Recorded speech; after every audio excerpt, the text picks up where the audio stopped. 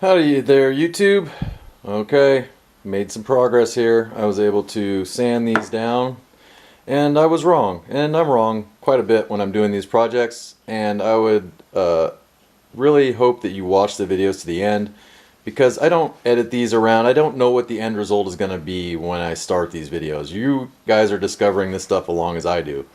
So don't jump to conclusions and think that just because I made a mistake in a previous video or earlier in this video that's how it's going to end up, because things change as the projects evolve.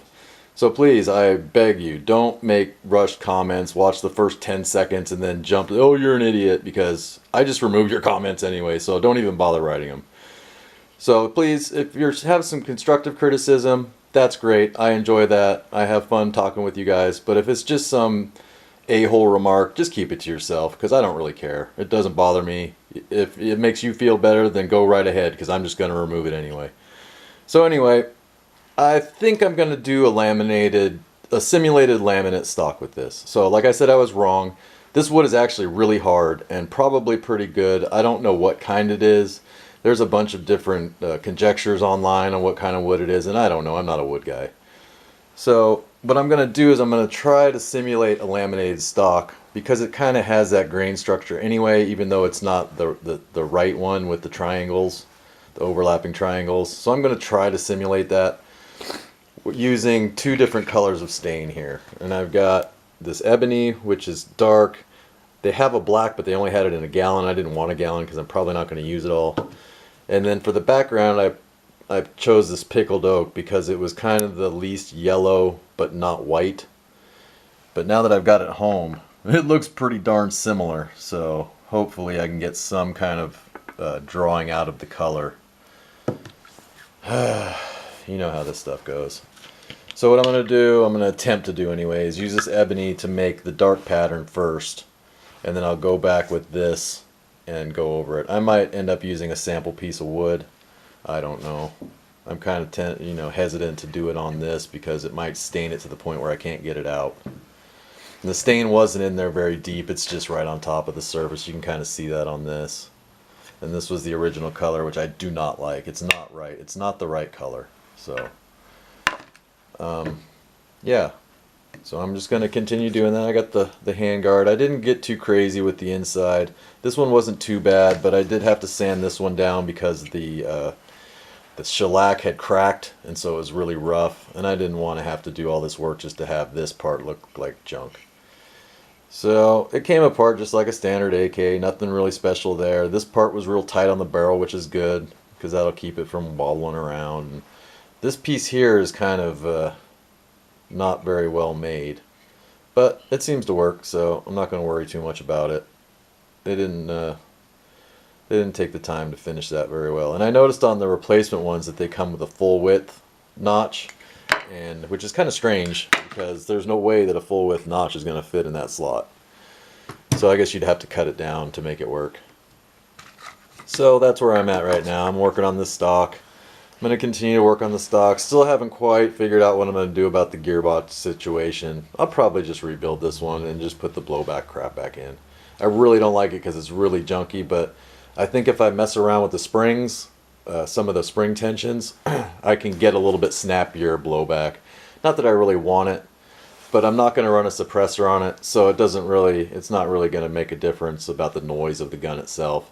And since I'm going to have it detuned to a certain RPM, I'm going to kind of want it to be, well, loud.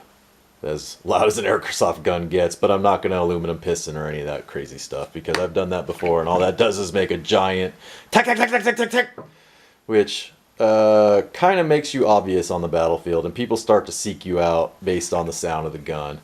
And I don't know if anyone else has run into that, but I have. And I've done it myself. So I don't really want to fall into that trap. So, kind of a short episode today. I spent a lot of time last night doing this. I couldn't really film because it was dark.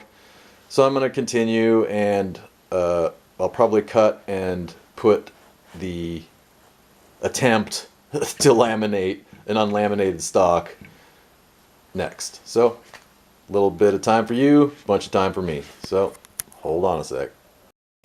Okay, we're rolling right along.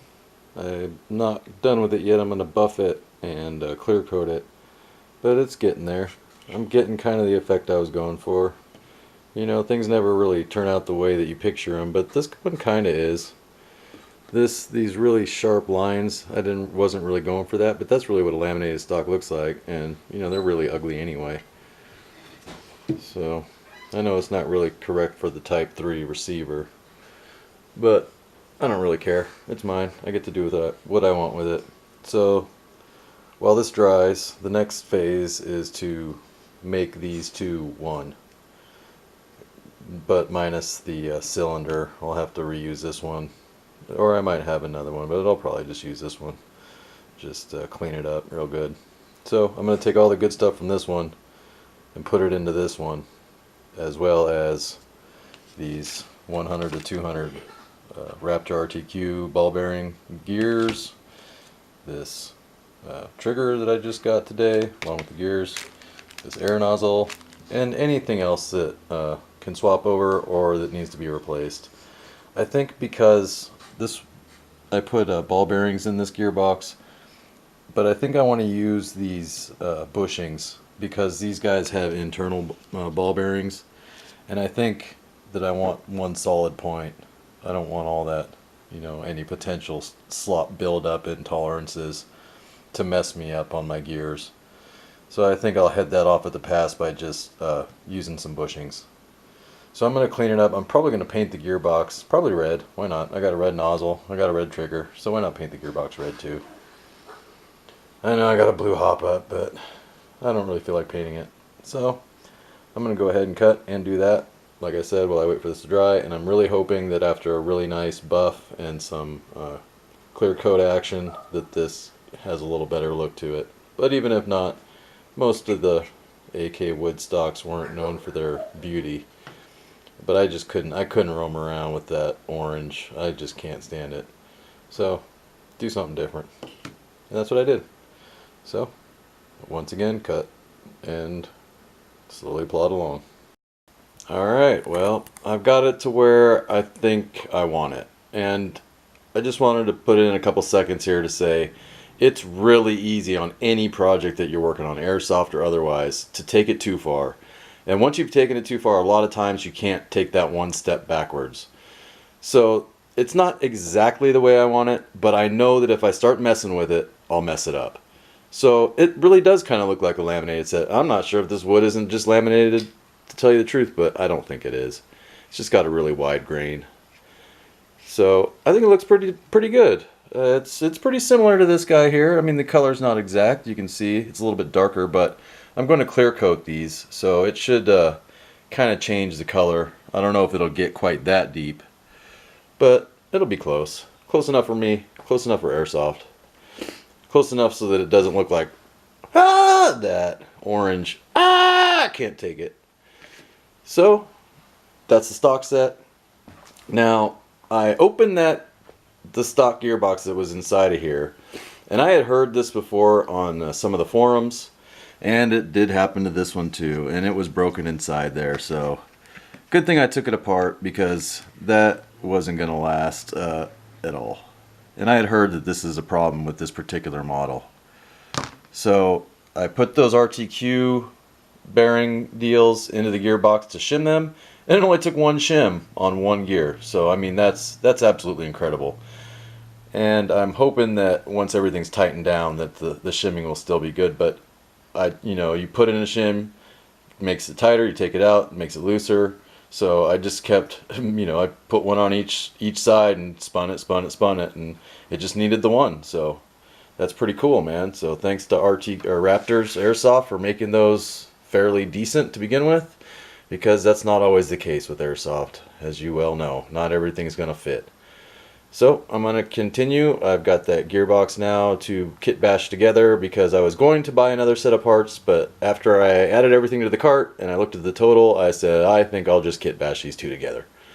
I don't really have a use for the other gearbox at the moment, so it'll just sit in the parts bin. So, another cut and some more work. Okay, so far so good. I've got this thing mocked up with the trigger and there's no interference there, which is nice because I've had that happen before, sometimes with these high torque gears. No clearance issues there, and the The piston reciprocates fine, and I've got a really good air seal with the CNC cylinder head. So the trigger switch is that ASG dealio, retro arms trigger. So now I've got some choices to make, and so this is the one that came out of the gun. This is the one that came out of that Lancer Tactical gearbox, and I think I want to go with this one. I don't need necessarily a really hard semi-auto reset, but it might be fun to try the different ones. So the air nozzles, this is the one that came out of it. It's cracked and it's not a very good design. So this is the one that was in that other gearbox that went with this one. But I think I'm going to try this one because it's kind of a mix of the two. It's got the little scallops there, and then it's got the little square back so that it sits in the tabbet plate properly. So I think I'm going to try this guy. And springs, this is the spring that came out of the gun. This is the spring that was in the other gearbox. And this is another spring. I have no idea what the spec is. And then I know that this is an a M150. So this is an M150. This is probably an M100, I guess. And these are probably 120 and 130. So I think I'm going to go with this guy, because this one shot really well out of the other gun. So maybe I'll just kick it up one notch and maybe not go to the extreme. Even though it's a high torque gun, there's only a limit to the feet per second you're going to be able to play with. So I think I'm going with this guy. So now the real assembly begins, but it shimmed up really nice. I'm really happy with the air seal and everything, so I'm going to go ahead and get this thing finished up and we'll see how it goes. I still have some work to do with the stock as far as fixing these stupid things and then clear coating it, but other than that, this should be about a done deal. So looking forward to that. But no blowback. This piston doesn't have a thing for it, and I really didn't want to mess around with adapting another piston. This one's got a full steel rack in it, so it'll keep it from the high torque motor from blowing my gearbox apart. So I'm going to continue and we'll see how far we get. So I got the first coat of clear coat on and hop up assembled. That went fairly smoothly. Nothing really to report there, so I'll go ahead and throw that in the gun and we'll move on. Okay, my friends, we're getting a lot closer now. It's starting to take shape. I'm starting to see a finished product taking shape. Now, I don't know about the black. I really feel like it would be stupid to repaint it since there's really nothing wrong with it, but it's really black. But I guess that's alright. So I installed the front end furniture and it turned out pretty nice. I'm pretty happy with that. I've repaired this rear stock section using basically the same thing that was in there. These ones are a little bit bigger. You can buy them a little bit oversized. This is the old ones. So the new ones have a little bit bigger, larger diameter. So what I did is I filled the hole with epoxy with some tape underneath the hole to keep the epoxy inside. And then I threaded these inside, let the epoxy sit, and then ran a tap down into the hole to get the old epoxy out, because some of the epoxy does get in there. And I've got my stainless fasteners here, so hopefully that'll kind of solve this problem. I'll let you know how it works out, but seeing as that's what they used, although that doesn't really work that well, but I'll find out. So that's pretty much where I'm at now. I think I'm going to get rid of the receiver sling swivel. I don't really like them. They make a bunch of noise and they're not really that useful, because then when you let go of it, it hangs down here by the grip in your trigger finger. So that's not really what I want to do. So I think I'm going to put one on the stock here, a side one. And I've got just the thing here. I did this on my Mossberg 22 modernized one. This is a front sling swivel from one of those plastic gearbox Umarex 416s. And so what I'm going to do, I didn't trim the ears off the other one, and that's really cool, but for this one I think I'm going to trim the ears off just to make it look a little bit better. But with the ears on it, it really does keep it from hitting, so maybe I'll leave them on there. So that'll be my side sling swivel, and I'll just omit this one. I'll probably leave the little thing in there, I don't know, maybe not. I hate having that hole in there, but maybe I can do something from the inside with a little piece of metal or plastic to fill in that gap. So that's where I'm at right now. I'm waiting on parts. I got one of the swag packs coming also, which is weird because the box weighs more than it should. So I either didn't get the lowest price or they padded the weight. Either way, it should be pretty cool. So I'm going to go ahead and cut for now. I'm kind of in an impasse. I need some parts. I need a selector switch plate to come, as well as the motor, as well as the cylinder. I got a CNC Angel Custom ribbed cylinder for the correct barrel length. So that's going to be a cut in a different day and a different episode. So I'd like to thank you very much for watching, and see you next time.